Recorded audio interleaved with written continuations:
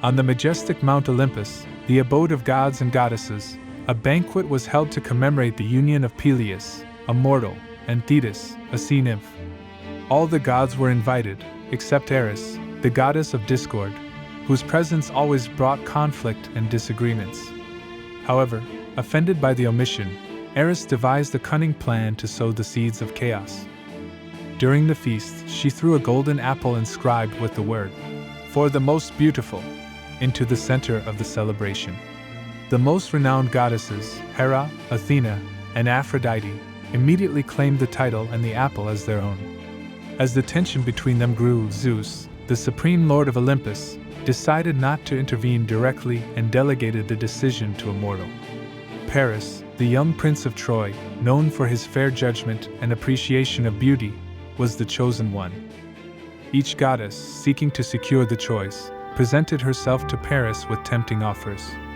Hera, queen of Olympus, promised power and dominion over nations.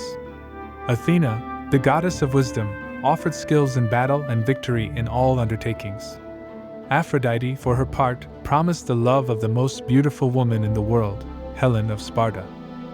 Ambitions of power and glory did not seduce Paris as love did.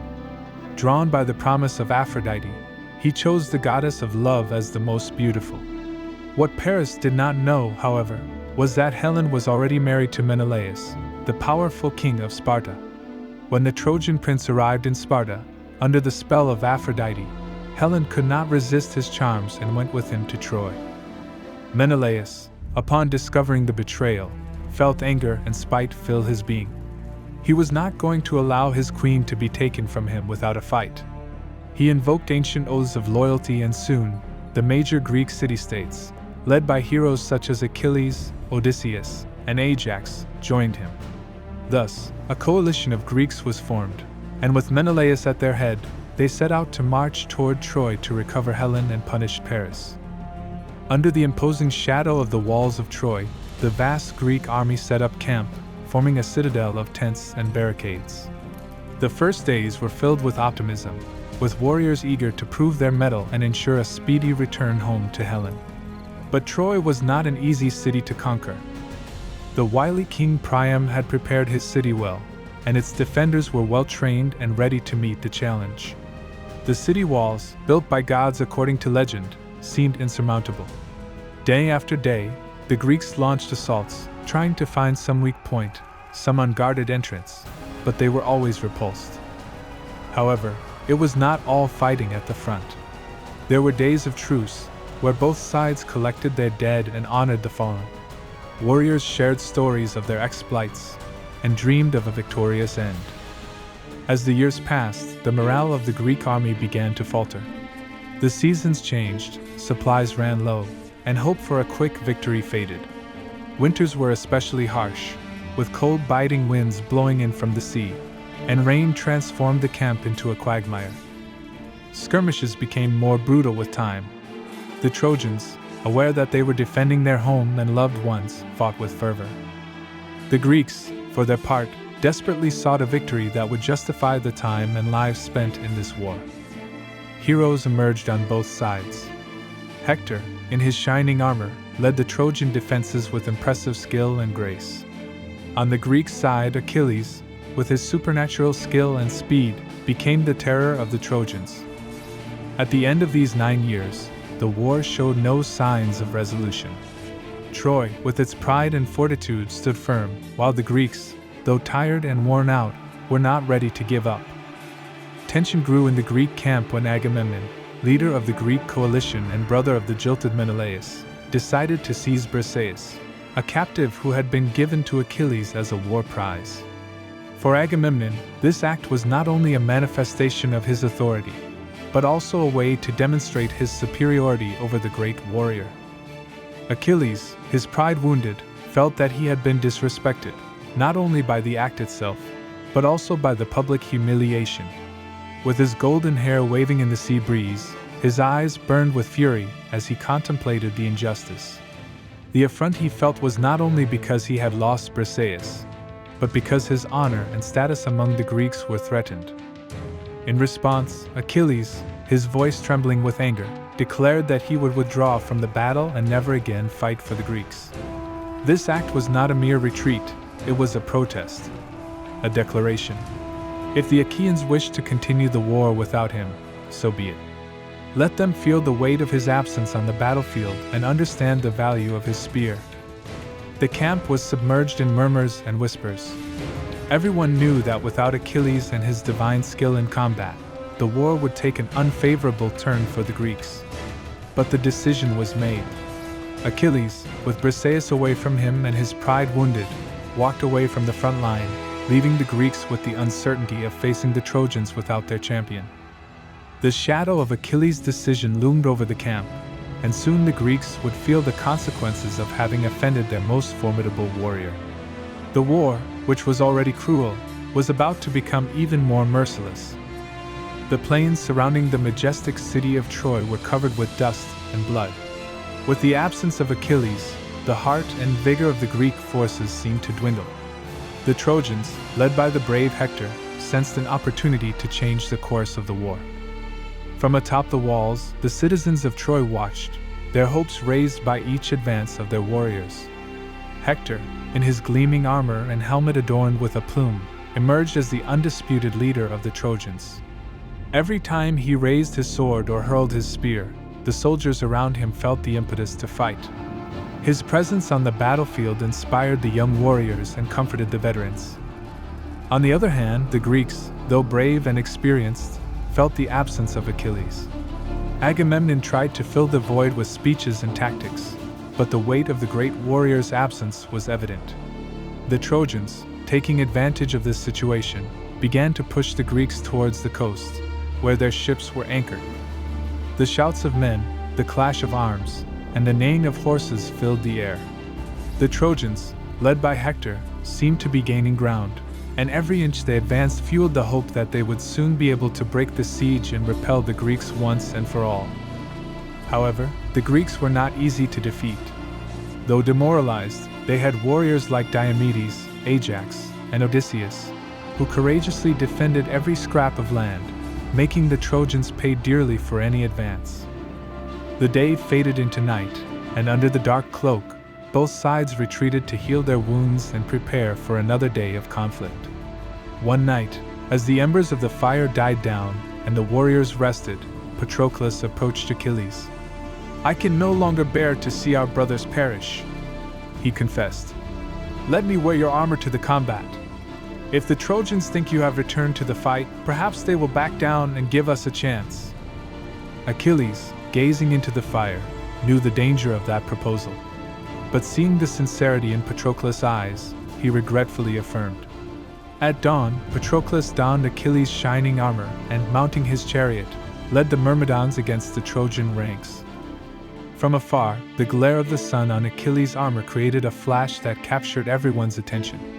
Rumors quickly spread among the Trojan ranks.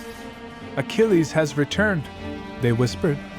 The presence of the iconic armor instilled fear in some and provoked doubts in others. Patroclus, intoxicated by the fervor of combat and the momentum provided by the armor, fought with courage and skill. For hours, he seemed invincible, and under his leadership, the Greeks regained ground. But his bravery also attracted the attention of the bravest Trojan warriors. Hector, with his ornate helmet and spear in hand, realized the threat posed by this Achilles. Determined to confront him, he charged hard towards Patroclus. The two met in a fierce duel, sword against sword, shield against shield. The blows resounded as dust rose around them. In a twist of fate, Hector managed to break through Patroclus' defense and delivered a killing blow. The Greek warrior fell, revealing his true identity. Hector, realizing that he had not killed Achilles, but his faithful companion, felt a mixture of relief and horror.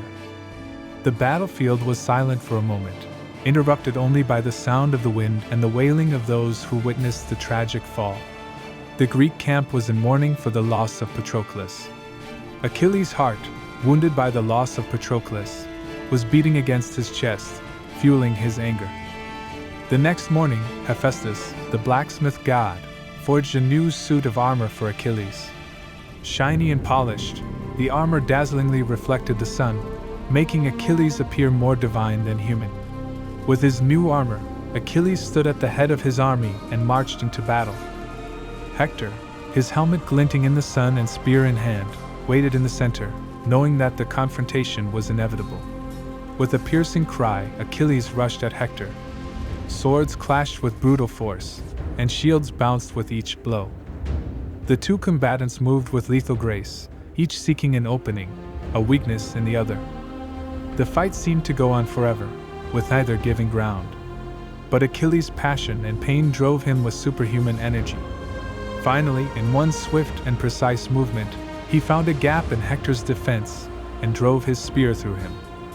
Hector fell to the ground, his eyes still staring at Achilles, seeking understanding or perhaps mercy. But Achilles, blinded by his grief, showed no mercy. Troy watched from her ramparts, tears in her eyes, as her greatest hero fell. But Achilles' anger was not appeased by Hector's death. He tied Hector's body to his chariot and dragged it around the city walls in an act of contempt and humiliation. The grief of Priam and his family at seeing Hector's body thus dishonored was unbearable. The lights of the Greek tents twinkled like distant stars as Priam, the venerable king of Troy, advanced stealthily toward the enemy camp. That king, who had seen so many of his sons fall in battle, carried with him the heaviest of burdens, the grief of a father who had lost his most beloved son. Hector, the valiant defender of Troy, now lay in the hands of Achilles, who, consumed with rage, had stripped the Trojan hero of his dignity even in death. Priam, defying danger, presented himself before Achilles' tent, falling on his knees and raising his trembling hands toward the warrior. His eyes, clouded with tears and the passage of years, sought in Achilles something more than the anger he had hitherto known. "Oh, Achilles, I implore you, not as a king, but as a father. I know your pain, the abyss of despair that has swallowed you since the death of Patroclus. But I beseech thee, return Hector to his family, that we may give him a worthy rest." Achilles at that moment saw not an enemy, but a broken father. Priam's sadness echoed in his heart. For a moment, time seemed to stand still. Priam's tears, falling silently to the earth, bore witness to the grief shared by two souls who, though on opposite sides of the war, were united by loss. Finally, Achilles said, "Take your son, king of Troy," he murmured in a soft voice. "May Hector find the rest he deserves." Thus, amid the din of war, Hector was returned to his city and a funeral was held with full honors, while Achilles and Priam, in their worlds of suffering, found a moment of peace in their mutual respect. The war dragged on and both sides suffered the fatigue and weariness of years of combat. The walls of Troy, high and sturdy, kept the Greeks at bay, who, despite their strength and strategy, were unable to advance. Odysseus, known for his cunning, called a council with the Greek leaders. He proposed a plan that, at first glance, seemed crazy: to build a wooden horse of colossal size. Inside it, the bravest warriors would hide, while the rest of the Greek army would retreat, giving the impression that they had abandoned the siege. The construction of the horse was carried out in secret, under the supervision of Epio, a carpenter of great skill. The sound of hammering and the smell of fresh wood filled the Greek camp as the Trojans watched from above, intrigued, but also relieved to note the supposed enemy retreat.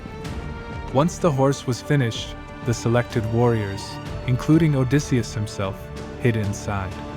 On the outskirts of Troy, Sinon, a Greek warrior, presented himself as a deserter and deceived the Trojans by saying that the Greeks had abandoned the fight and left the horse as an offering to the gods, wishing for a safe return journey.